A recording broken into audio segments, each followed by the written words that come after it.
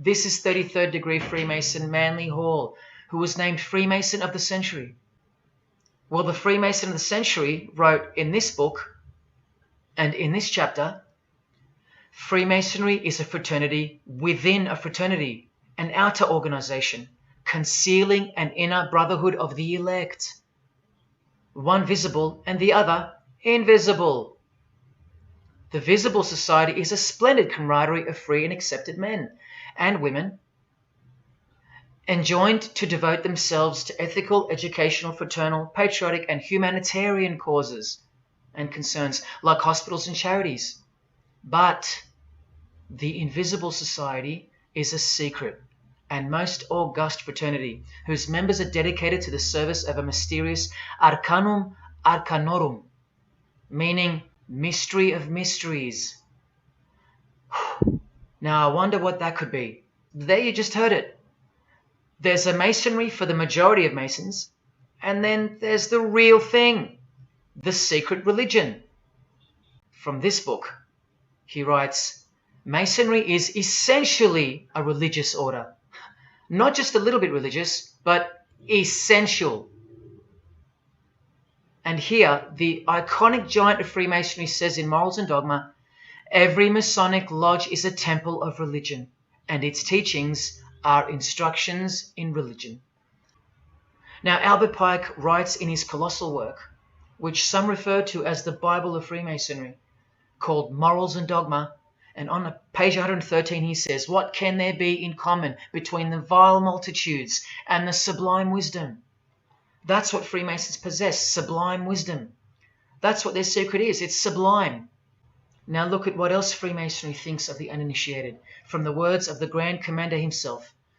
The truth must be kept secret, and the masses need a teaching proportioned to their imperfect reason. I hope you're listening, because we're about to get going here.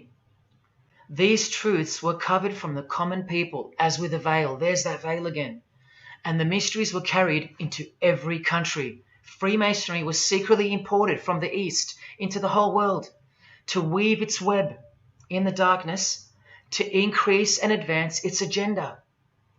The sages, meaning the enlightened ones, always had an esoteric creed, unknown to the vulgar.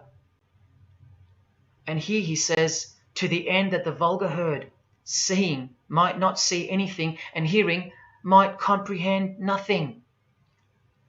Are they right?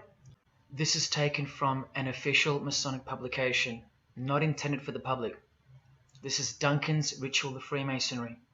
In brief, I, of my own free will and accord, do hereby promise and swear that I will never reveal any of the secrets, arts, parts, point or points of the Master Mason's degree to any person or persons whomsoever. This I solemnly, sincerely promise and swear, under no less penalty than having my body severed in two, my bowels taken out and burnt to ashes, so no more remembrance be had of so vile and wicked a wretch as I, should I ever violate my Master Mason's obligation. Here's what they think of the public. Here in speaking to the candidate it's stated, but have a care not to defile the sanctuary by a spirit of curiosity, meaning don't try to join us just for fun. And take care not to increase the number of the vulgar and profane, meaning don't invite too many outsiders to join because they're vulgar and they're profane. This is more or less an invitation-only fraternity. Here from the Encyclopedia of Freemasonry again, written for Masons only and written by 33rd degree Masonic legend 𝗷𝗿𝗱𝗁𝗂𝗁, stating the same thing. Masonic definition of profane: one who is ignorant of the sacred rites of Freemasonry, one who is not allowed to enter the temple and behold the mysteries, and here, being uninitiated. That's the world at large. And here from this old ritual book written by the same legendary author, in the 33rd degree initiation, the Mason drinks wine from a human skull, which has been the cause for a few to leave Masonry, because they wonder, whose skull is this? In the 30th degree, part of the ritual involves stabbing skulls. illustrated right here.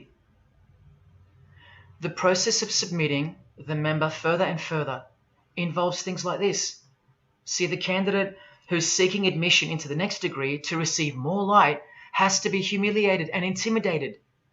This guy here has his foot on the candidate's head. This is what our celebrities and politicians and the most prominent members of our society have done and continue to do. Here's another penalty from another degree, this time from Richardson's Monitor of Freemasonry, a legitimate Masonic publication for instructing and laying out the ritual.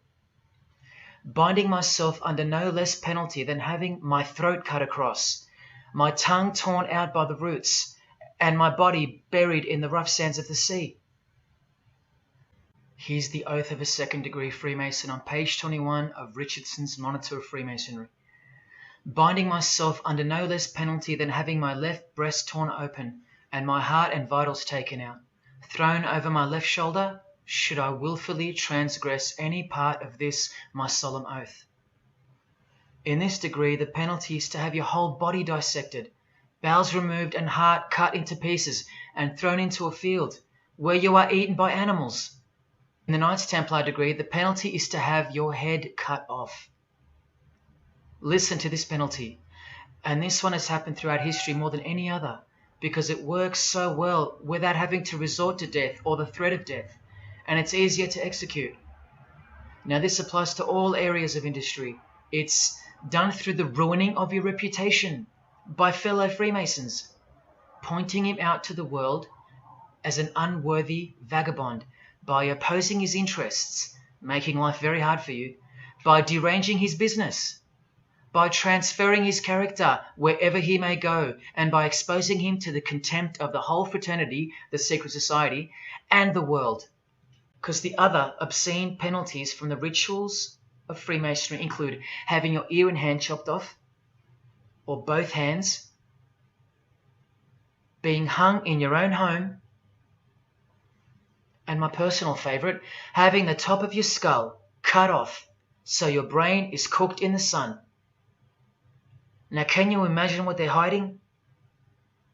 And then the ritual monitor goes on to illustrate the same secret handshakes and signs: hidden hand, sign of silence.